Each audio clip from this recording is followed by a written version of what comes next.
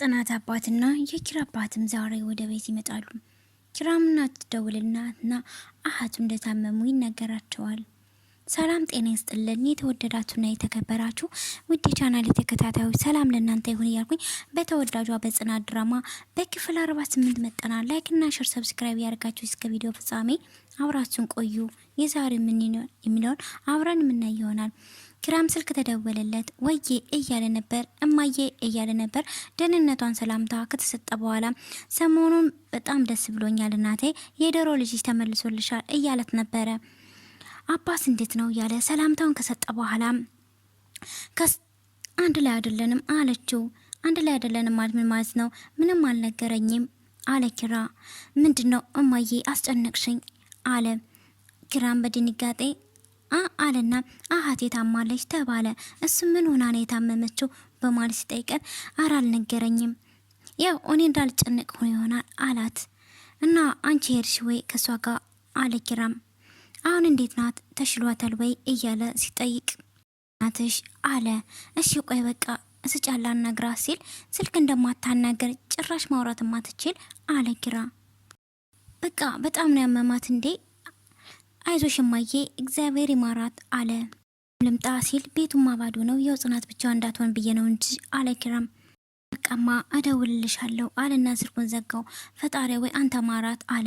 በሌላ በኩልም ጽናት ሳሎን ጋር ተቀምጣ ናሆሜና መራዊ መጡ። እነሱ መጡ። ጽዬ እንዴት ነሽ አለች መራዊ። ናሆሜም ጽጌ ሰላም ነው ይላል። አይ ትኩስ ፍቅር አለ ናሆሜ። ጽናት ቢሉም ልትሰማ አልቻለችም። ጽናት ግን በሀሳቧ ሌላ ቦታ ሄደ ነበረ። ናሆሜ እቺ ልጅ በዚህ ከቀጠለች በወጥ ሻወር መውሰዱ አይቀርም አለ። መራዊም ነግታ ጽ አለቻት። ናሆሜም አረ ኪራ በር ያንኳኳ ነው አላትና ጽናትን በድንጋጤ የተነሳ ለከፍት ስትል እስኪ አርፈሽ ተቀመጪ አላት። ናሆሜ መልሶ እንዴ እኔ ምልሽ እኛ ሰው አይደለንም ወይ? እንዴት መጣችሁ? ቤት መጣችሁ የለም እንዴ አለ።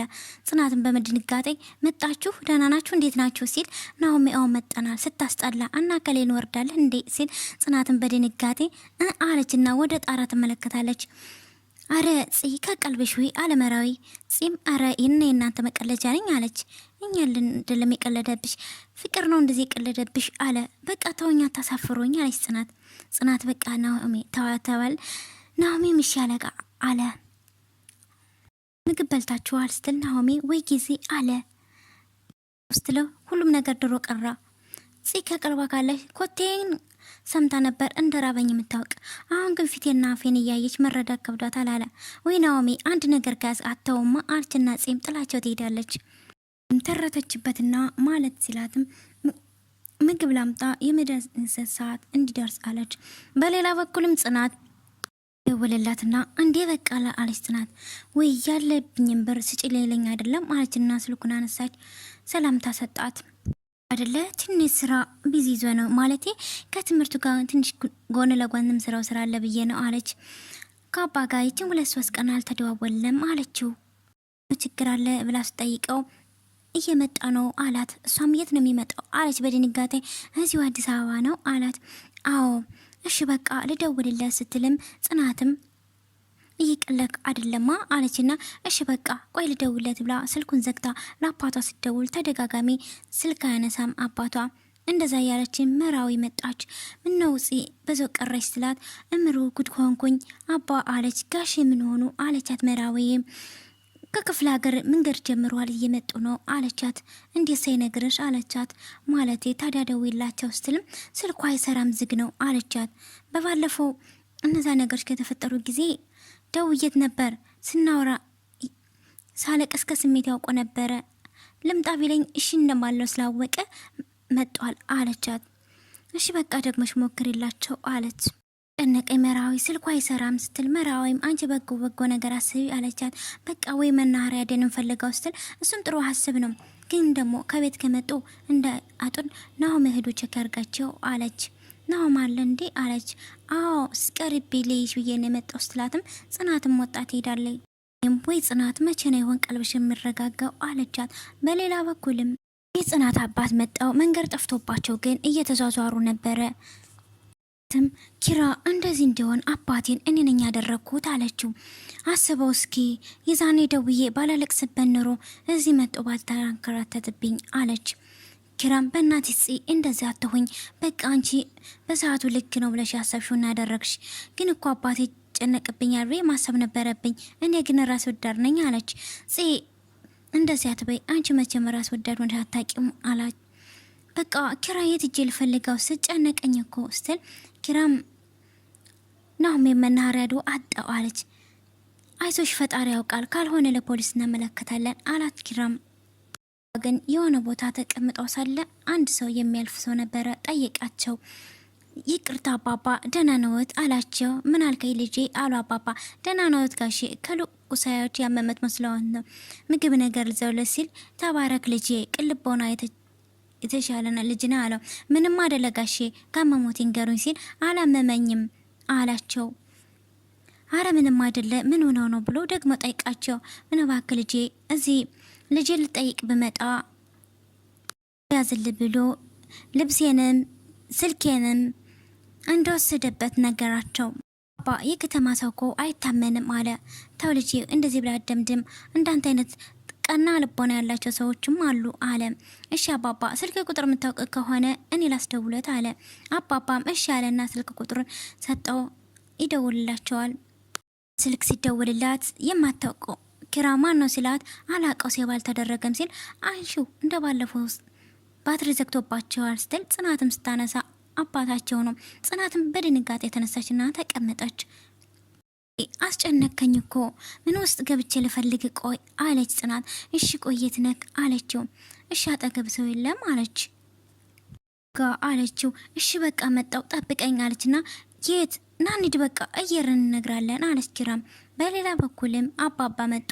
አባም ከቤት ደርሰው ምግብ እየበሉ ነበረ። ምግብ እየበሉ ሳል ፈሩት እንጂ እያሉ ነበር። አባባ እኔ በቃኝ አለችና ተነሳ ልትር ነበር። እየመረቁ ሳለ ጽናት ተነሳች።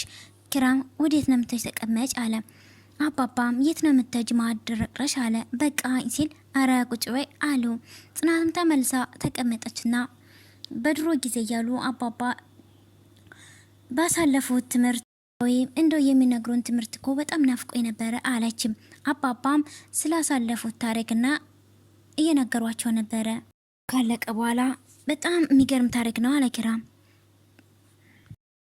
ስትነግራቸው። በቃ እኔን አታስረችኝ ገና ነኝ እያሉ እየተጫወቱ ነበረ። በሌላ በኩል ሽና ባለበት ኪራ ሄድና እሺ ሽመቤት ምን ላግዘው ሲል ምንም አያስፈልግም አቶ መሳፍንት አለች። መሳፍንት አለ ቅር ካለው ስሞት ይቀየራል አሉ። ካሁን ግን ፈልገ መጣ ካለ ኪራም ይገርምሻል እዚህ ጋር በጣም ጉንጭን እያመመኝ ነው፣ ሐኪም ቤት ሳማከር ግን መፍትሄው መሳም ነው አሉ። አልቀረብም ይልቁንስ ለቴቴ ነገ መድኃኒት ትቀምልህ አለችው። አረ እንደዛ ነው አለ ኪራ። ምን እያረግ ነው አባቴ እኮ አለ። ኪራም አረ እባክሽ መቼም አይኔ እንደናም ኤክስሬ ያልሆነ ይህን ግድግዳ መጣየውም አለ። እረፍ ኪራ አትማዘዝ፣ መፍትሄ ምንድነው ሲላ እሷም ትስመውና ታወጣለች። ኪራም እንደ አይን አፋርነትሽ ይሄ የሚለቀሽ እያለ ቁሞ ብቻውን ያወራል። ሌላ በኩል መራዊ ቡና ፍልታ ቡና እየጠጡ ነበረ። እንዴት ነበር ጋሼ?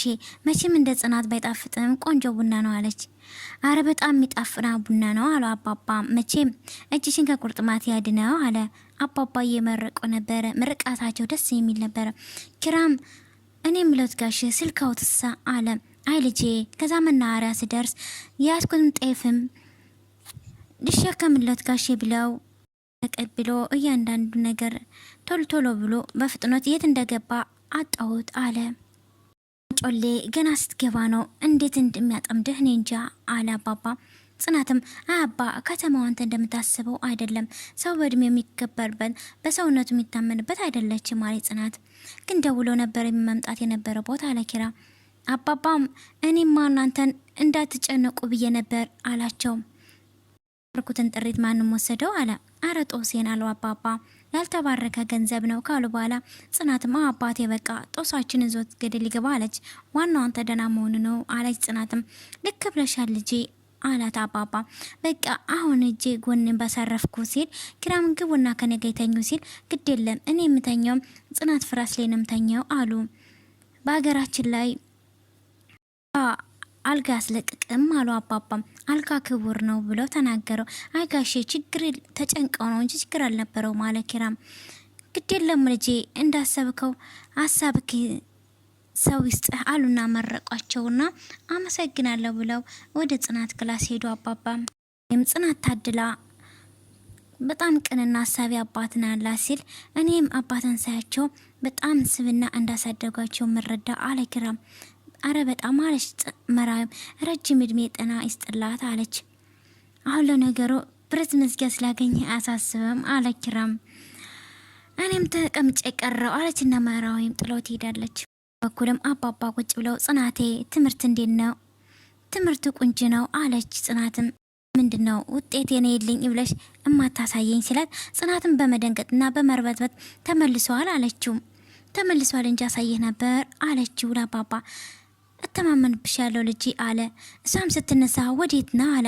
ተንቀጠቀጠችና ውሃ አልጠጣ ውሃ ጠማኝ አለችና አባባን ጥላቸው ወደ በድንጋጤ አባባም እንዴት ብዬ ነው ምነግራት? እኔ እኮ አውቄዋለሁ ሁሉን ነገር አለ። ከሷ ይምጣ ብዬ ነው እንጂ ሁሉን ነገር አውቄያለሁ አለ አባባ። አባባ ስለ ጽናት ትምህርት አለመማር ሁሉን ነገር ጠንቅቀው ያውቃሉ። ጽናት ደግሞ አባቷን አለመጉዳት በልቦ ያዘችው ነገር አለ። በሌላ በኩል ሳሎን ተቀምጠው ነበረ። ሳሎን በተቀመጡበት ሰዓት ደህና አደርክ ብላ ሄዳ ቅፍ አረገችው። ደህና ነኝ፣ ጨለማውን ወስዶ ብርሃን ያሳየኝ ጌታ አለ አባባም። ምንድነው ድካሙ ነው መሰል ዛሬ ረፈድ ካለች አንቺ ትምህርት አትሄጂም አይ እንትን አለችና አንተን ጥዬ ከመሄድ ብዬ ነው አለችው። እኔ ምሮ አለች እኮ አለ አባባ። እንዲ አባ አሁንማ ይረፍዳል አለች ጽናት። ከምትቀሪ ብትሄጂ ይሻላል አለ አባባ። ለእኔ ደግሞ ምሮ አለች አለ። ከሷ ጋር ጫወታለሁ አለ አባባ። ይሻላል አባ አለችና ብርሃን መጣና እንዴት አደራችሁ ብሎስ በቃ ኪራ ትምህርት ቤት ለር ነው ሲል ኪራም የምን ትምህርት ቤት ነው ስል አፈጣየችው። ማለቴ አባሽን ጥለሽ ነው አለ ኪራም። ይምሯለች ችግር የለውም። ምን ነው ደግሞ እጮኛ ምኗን የጠፋች አለ። ማናት ሲል ቤቴ ለምናታ አላለው አባባ አለ ኪራ። ከሷ ጎተላይተናል አለጋሽ ወይ ልጄ ምን መስማማቱ አይሻልም ነበር አሉ። ለማንኛውም እናንተ ወጥቃላችሁ አለ አባባ። በቃ ሂጂ አታርፍጂ አሏት አባባ። ጽናትም እሺ ብላ ተነስታ ሄደች። እንግዲህ ደፍተሯን ይዛ መንገድ ላይ ሄደችና ኪራን አቀፈችው። እዚህ አካባቢ ይዘኝ ሂድ አይምሮዬ ሊፈነዳ ነው አለ። አይዞሽ የኔ ፍቅር ምንም አትሆኚ አለች። ከዛ በመሀላቸው ናሆሜ መጣ። ዛሬ ደግሞ በኤርፎርሞ ሲል አንተ ዝም እንኳን መጣ ናሆሜ አለች። አባቴ እንደደብረው ሂድ አብረሆን አለች። ደግሞ ምግብ ሰርቻለሁ አምቃችሁ ብሉ አለች። ውትድርና ነው እንደምትሄጂው ስንብት አበዛሽ አለ። በቃ አሉና ተያይዘው ኪራና ጽናት ሄዱ።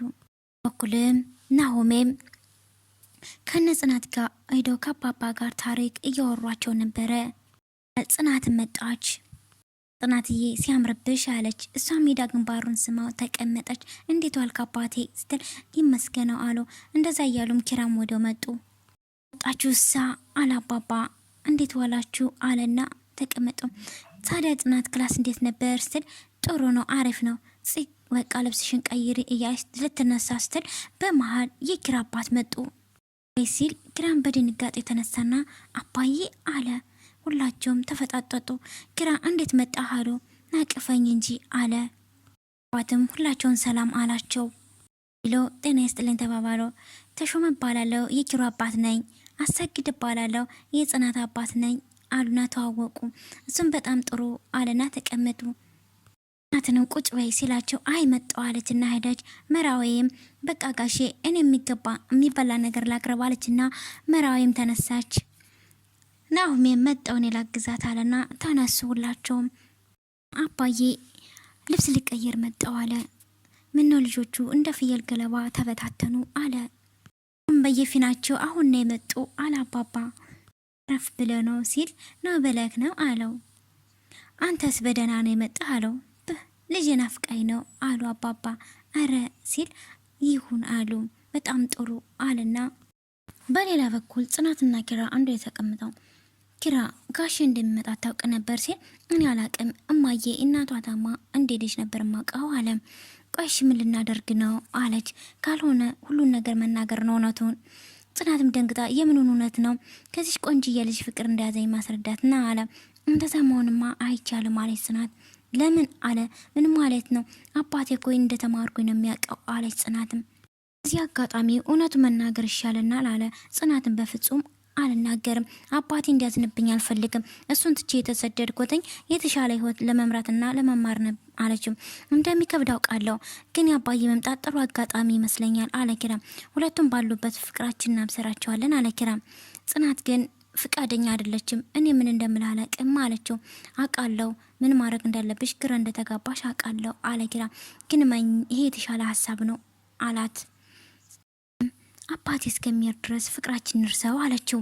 ናሆ አልገባኝም ማለት እኔ ራስ መወዳድ መሆን አልፈልግም። ይህን ነገር አባቴ ቢሰማ በጣም ውስጡ ነው የሚጎዳብኝ። እሱ እየተንከራተተ ያለው ለእኔ ነው አለች ጽናትም። ጽናቴ ውሸት እኮ ጊዜ በሰጠነ ቁጥር እየባሰና የገነነን የሚሄድ አለ ኪራም።